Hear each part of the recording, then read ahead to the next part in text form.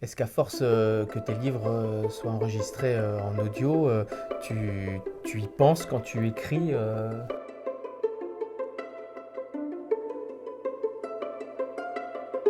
Alors, en fait, j'y pense pour les dialogues.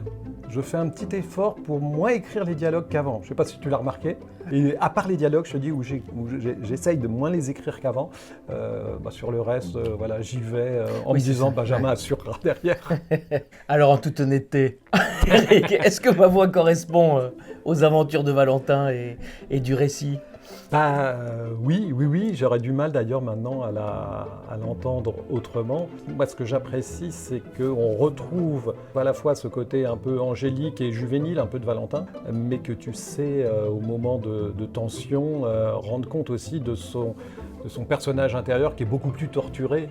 Et ça, je trouve que tu le rends très très bien. Engendré de l'esprit, il commande aux armées célestes, et Michel se tient à leur tête pour leur montrer la voie. Et justement, là, dans cet épisode, il y a une vraie évolution de Valentin qui commence à se poser des questions sur sa mission de policier. Est-ce que ça, tu l'as perçu? Est-ce que tu cherches à rendre cette évolution aussi de Valentin? Je me suis pas encombré, parce que je pense que ce serait s'encombrer la tête que de me dire ok, il faut dès le début du volume déjà faire pressentir ça. J'ai plutôt essayé de rendre compte de cette surprise, et il me semble que de même que moi, ça m'a vraiment surpris à la lecture.